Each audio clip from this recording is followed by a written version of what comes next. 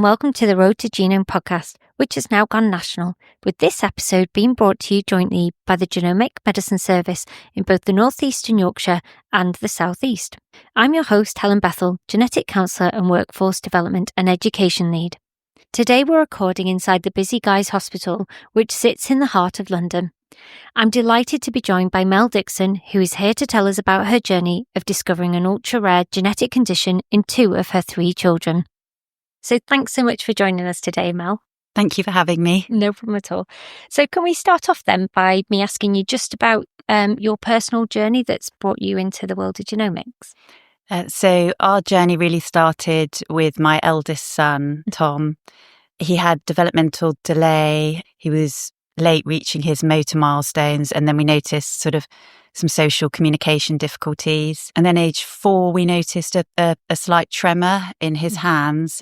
So initially we got a diagnosis of dyspraxia, and because of the tremor, we had a test for Fragile X syndrome. That came back negative. Anyway, so we carried on for the next few years watching sort of his various symptoms that he had. So age 7, then we got a diagnosis of autism. So then we had autism and dyspraxia and this tremor. Finally, age 10, we had a panel of genetic testing for various ataxias, which came back again negative. And then it was only when we saw our geneticist again, I think when he was 13, and I had, I've got 2 other children. My youngest daughter was showing similar pattern of symptoms that our geneticist requested that we had whole genome sequencing done. Okay. And how was that journey for you to that point? It was really difficult because every set of tests brought with it anxiety, but we also wanted answers. I think the main reason we wanted answers was because we were hopeful that if it did reveal a gene change, it would be something that would be treatable. What we didn't want to learn from the genetic testing is that it was a condition with no treatment or a condition that could be progressive. Unfortunately, when we got our diagnosis in November 2022, we found out that both my son and my daughter carried a DHDDS gene mutation, which is ultra rare. It was newly discovered and seemed to have both neurodevelopmental and neurodegenerative consequences.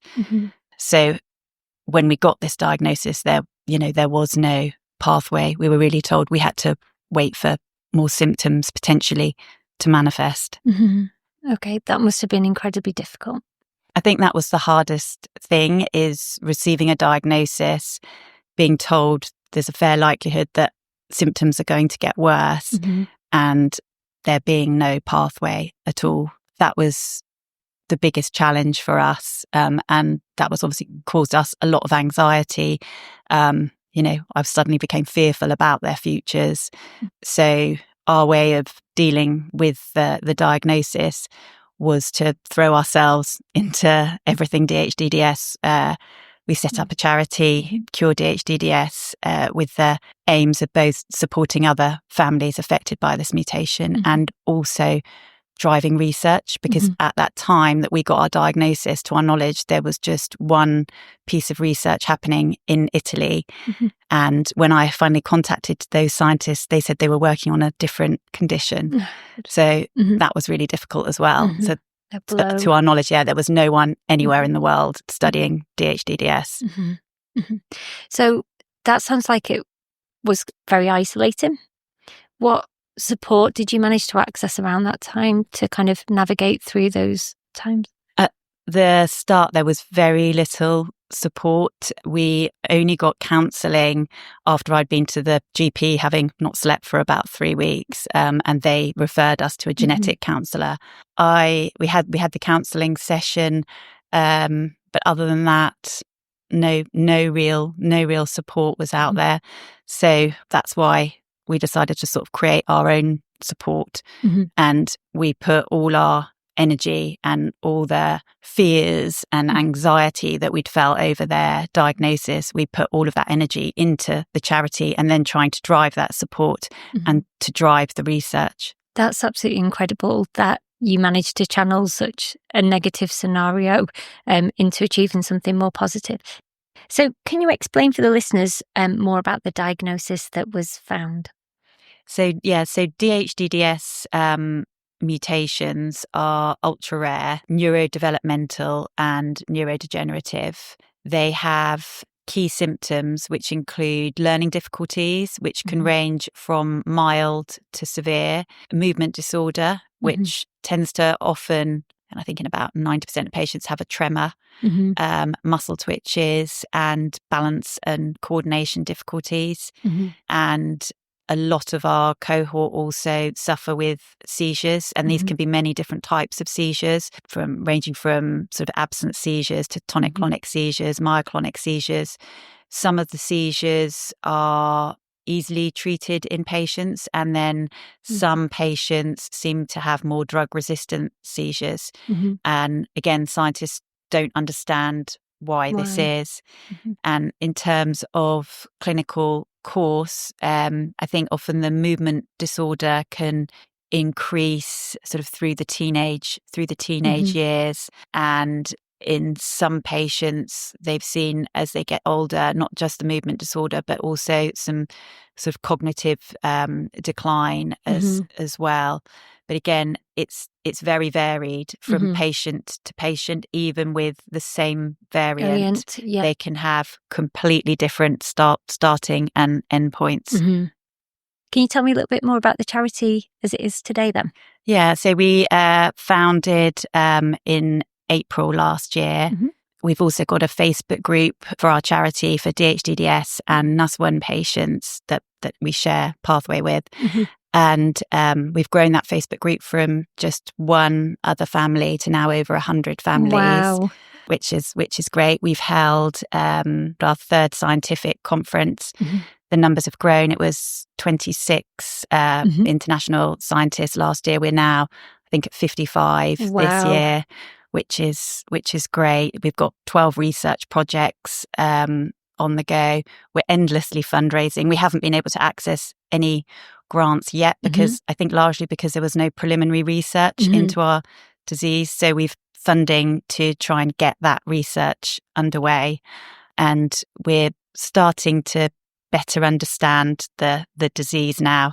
And there's a potential for both drug repurposing, and then we're also exploring sort of novel therapies like RNA therapy and gene therapy. Yeah, that's incredible that you have been the instigator of taking it from not being on anyone's radar internationally to having, did you say 56 scientists now coming to a conference? That is absolutely incredible, Mel. That's amazing.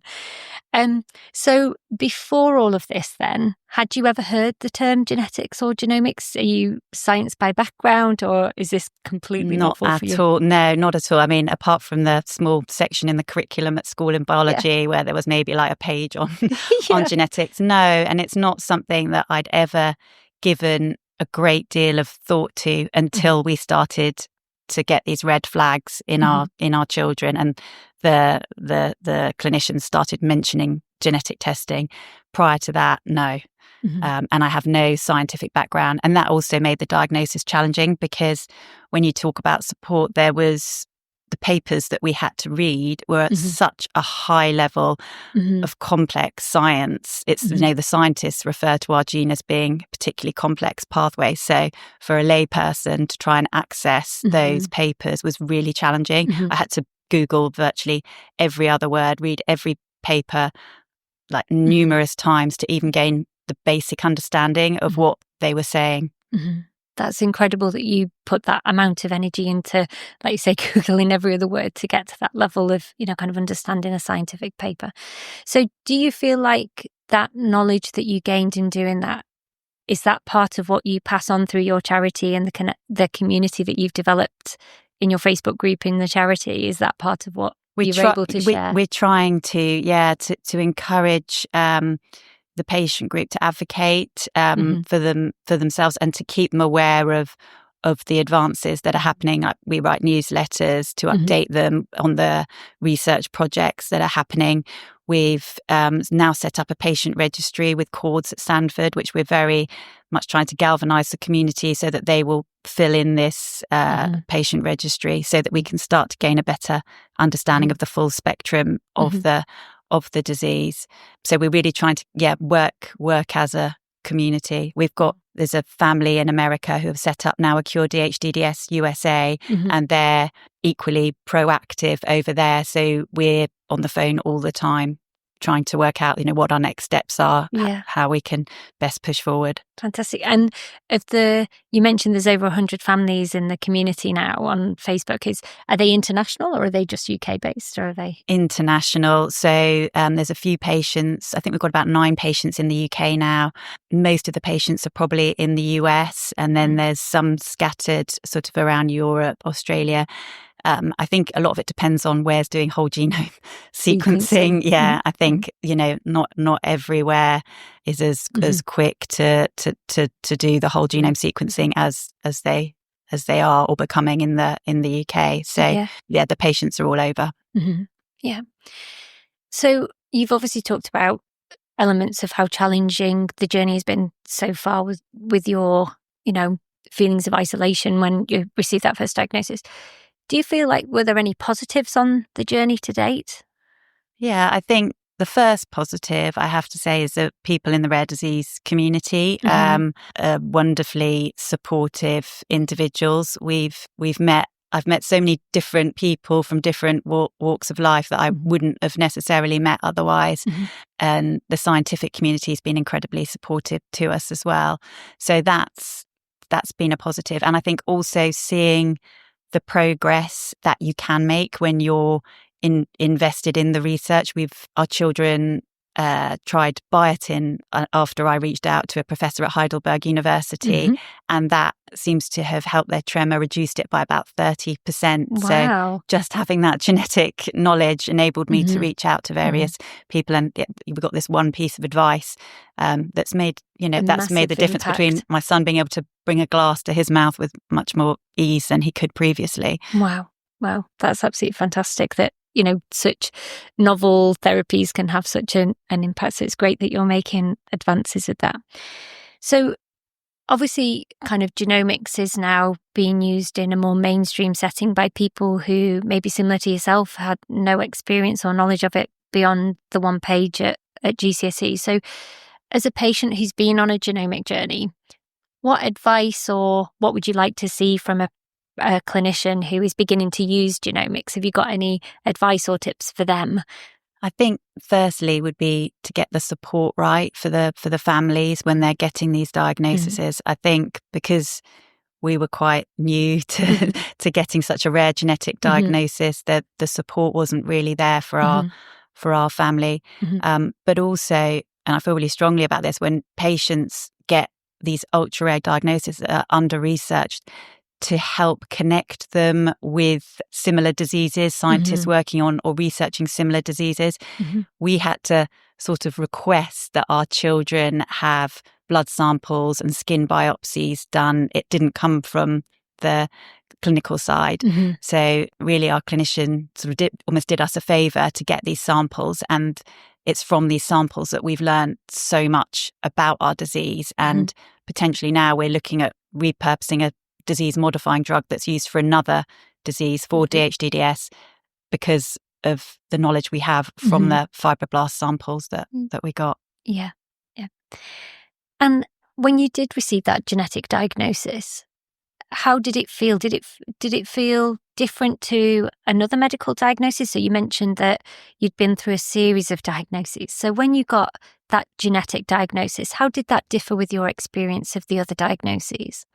Well, it answered everything. So we've seen so many specialists, speech and language, physical therapists, OTs. We'd seen so many specialists, and everyone was sort of looking at their own individualized area of speciality. And then it was only when we got this diagnosis that ticked up. The main symptoms of DHDDS are sort of learning difficulties, movement disorder, so tremors, myoclonus, which is muscle twitches, balance difficulties, and our children don't currently have it, but seizures as well. So we fitted that box. So from that sense, it made sense, but it was also pretty devastating because there was no pathway.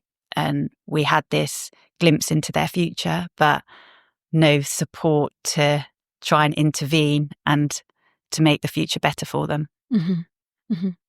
And what advice would you give to families who are maybe awaiting that genetic diagnosis? I know it's obviously really personal to each family, but to us, knowledge is power. Having this genetic diagnosis has given us the opportunity to be proactive, not reactive, rather than sitting, watching my son's tremors increase and potentially the onset of seizures. We now have the power to intervene, to better understand the disease, and to try and, even though there isn't currently a treatment, to try and look towards treatments so that the symptoms don't progress. Yeah.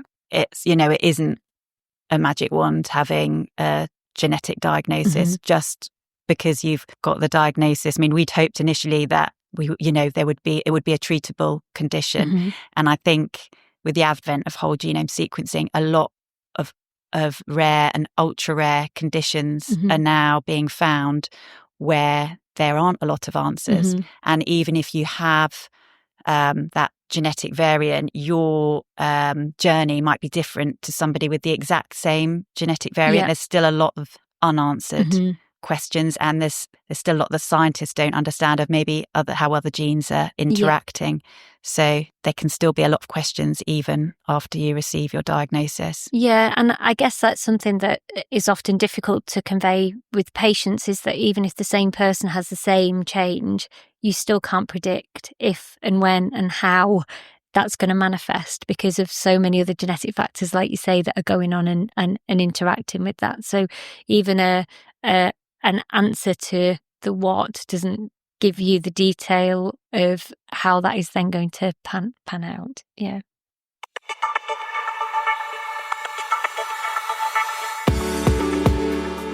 Hi, my name's Naima Kalachand, and I'm the host of Behind the Genes, Genomics England's podcast. Join us for the latest in cutting-edge research and real-life stories from people affected by rare conditions and cancer. Through thoughtful conversations, we'll take you behind the science. Plus, check out our Genomics 101 explainer episodes, where we break down complex genetic terms in under 10 minutes. Subscribe to Behind the Genes on your favourite podcast app today.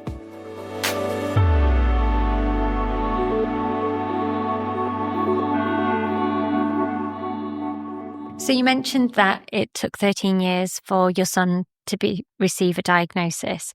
So with the value of hindsight then, what could have been done differently, do you think? I think for the clinicians, seeing my son to have started thinking genetically earlier on, and I think that probably will change for sort of patients in the future. But obviously, if he'd have had the whole genome sequencing earlier, we would have received this diagnosis sooner. In our case, it wouldn't have been that much sooner because his gene was newly discovered.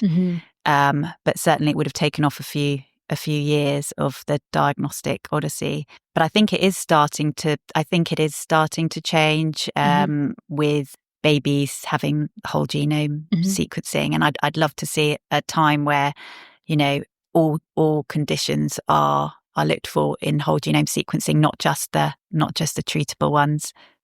So in terms of your professional life, Mel, did you always aspire to be working in the charity sector or working so closely with science? No. No. I wanted to go into journalism and then ended up going into PR pre-children. No, it's definitely something I've fallen into out of absolute necessity, really. But it's amazing what you can learn when you need to. Absolutely. And I guess your drive for this comes from such a personal place that I can see that and hear the passion in that. So you mentioned that you're not a scientist by background. So what skills from your PR career did you bring to the charity work that you're now doing? I think it's helped certainly with raising awareness. I'd written press releases in PR, so being able to write a press release that we could send out to the media. So that's helped increase our exposure. So I think that was probably the main strength. And I suppose organising as well, being able to organise a conference. We had support from Costello Medical Pro Bono for the first conference that we held, but they've sort of gradually making us more independent with it. But I think my experience with PR and having to organise events probably has supported these conferences that we're running. Yeah, that's fantastic. So outside of your charity work, Mel, and being a mum, do you have any other roles? So I also am on the panel at Genomics England. I'm a member of the participant panel there, and I'm part of the Rare Disease Research Network with CamRare, as well as being involved with CDG UK, and hopefully in the future I've been liaising with the LSD Collaborative, which is Lysosomal Storage Disease Collaborative. Yeah. Wow, so lots of different roles. And what do each of those roles involve? For Genomics England, we meet several times a year to discuss progress that's being made with genomics, and they very much look to keep participants central to the journey. So they're looking for our specific feedback to initiatives that they're creating. So that's very rewarding. And then with CamRare, they're setting up the patient-centered rare disease hub again, where they're trying to turn research on its head so that it's very patient-driven and the patient's needs and requirements are voiced at the outset, and that channels the research. Fantastic. So thinking about the families that might reach out to you with the charity, kind of what's your involvement with them once they've reached out? Well, through our Facebook group, which I think, as I said, it's a private Facebook group, so it's just the families that are in the group. People will post about, possibly symptoms, about maybe supplements that they've tried, experiences they've had in hospitals with the various tests that they've had to have done. I think it's created a forum where everyone can speak freely, and we've all got this connection of an ultra rare disease. And I think a lot of people before they found our Facebook group have been on this genetic odyssey as well. So we're all sort of in the same boat together. We've managed to meet a few of the patients as well. Travelled out to America to meet the family that set up Cure DHDDS in the USA, and our children had an immediate bond. It was incredible. They were quite, their daughter and my daughter were quite similar in terms of their bubbly personalities and liveliness and sort of general love of life. So it's been, for us, like connecting with our community has been really helpful. And I guess what's amazing is that your daughter won't ever quite feel the same isolation that you maybe experienced when you received that diagnosis, because she's always going to know people such as the other little girl that she got on with. They're in that community from the offset for them. Yeah, and she's learned, like they've been and had their skin biopsies done. Like they've sent pictures of each other, and like saying it wasn't that bad, and sort of So it's been really helpful, even though it's someone in the US. But they've been able to chat about it and connect, and I think it's made them both feel better. Yeah. Fantastic. So what's it like for you then, being able to provide that support and that, that support for other families going through that journey when they reach out to you in the charity? Selfishly, I think it's really helped me. It's really helped me as well, because it's given me another output for where all the fear and anxiety we had for their future. So I've found that connecting has like provided like strength to us as as a family. Mm-hmm. And I think other patients would say the same. A lot of people sort of when they join the group are just like they're so relieved to have found the Facebook group, Mm-hmm. to be able to connect with patients that are going through and families that are going through the same thing after years and years of unanswered Mm-hmm. questions. Mm-hmm. I mean, there still are a lot of unanswered questions, Yeah. but at least they know, what the cause is now. And of all your various roles, including being a mum, which do you find the most challenging?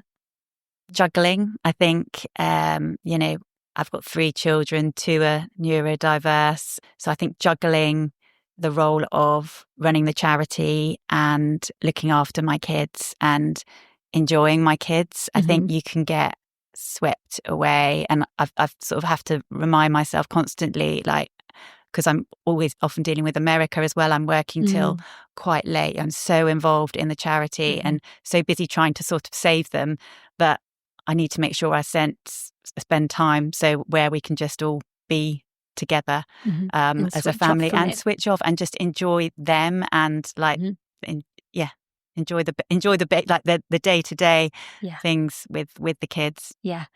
So on the flip side, in all your various roles, what is the most rewarding part? The most rewarding part would be being a mum to my three kids, watching them grow and develop, get to those milestones or inch stones, as it's been referred to by other rare mums. Those developmental firsts that they've managed to reach, and just watching them smile and enjoy life. They're not really aware of their rare disease. They know they've got a gene change that's causative of their difficulties, but it's not something that they think about particularly.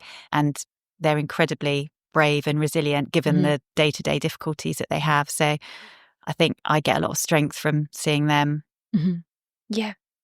In terms of setting up the charity, I think the most rewarding part is probably the response to the latest scientific conference, to have grown our scientific community to such an extent and to see the collaboration between the various scientists, which was so important to us. Being ultra rare, we don't want people duplicating the research. We want, to try and go down different avenues. So there's so many different avenues to explore. So that's been really helpful. And what does a good day look like for you?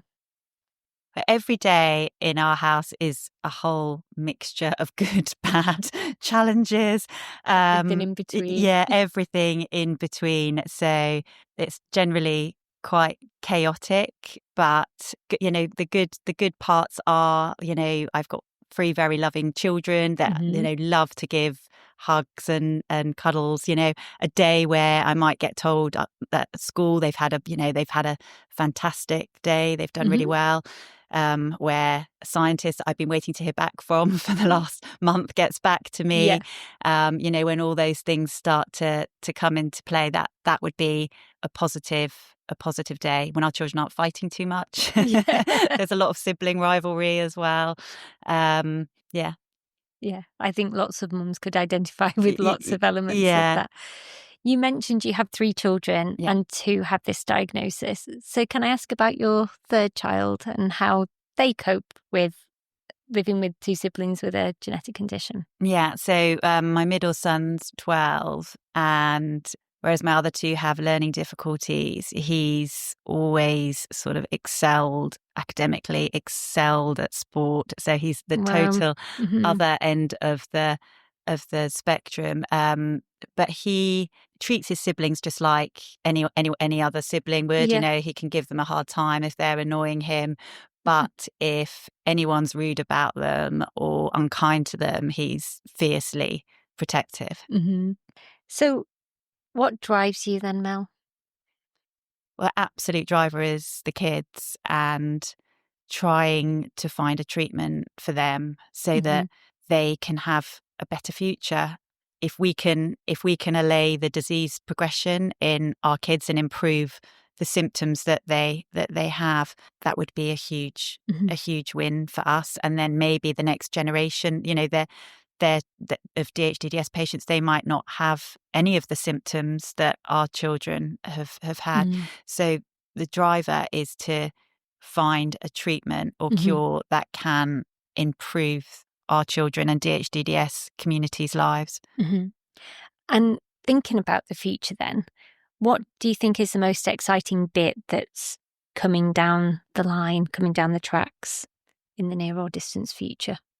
We're juggling lots of projects at the moment. So our brain organoids are being developed at Mount Sinai Hospital. They'll soon be ready for analysis, looking at the various pathways and how they're impacted and potentially testing treatments. So that's really exciting for us. The advancements with sort of RNA and ASO therapies, we've been doing preliminary research there, and we're also being accepted by Enlorum in America, who make the ASOs, finding potentially through the research we're doing over here in the UK with Cardiff University, repurposing of a drug used for another condition that has the potential to modify the disease course. So there's lots of exciting things in the pipeline that we wouldn't have been able to access were it not for our genetic diagnosis. Yeah, incredible. And where do you think your ambition will take you personally next? We won't stop till we've found a treatment or cure, however long that may take. So wherever our mission to find a cure or treatment takes me, I'll go. That's sort of the journey from here for us, to continue to raise awareness, to drive research, and to find a treatment or cure for our community. Yeah, incredible. And I wish you all the best of luck with that. Thank you. Thank you. Thanks for listening. If you would like more information about the topics that we have discussed today, then you can find these on both websites, ney-genomics.org.uk/podcast and southeastgenomics.nhs.uk/GMSA. You'll also find here all the episodes in our podcast series. All episodes can also be accessed via Spotify, Apple Podcasts, and all other major podcast platforms. Thanks for listening.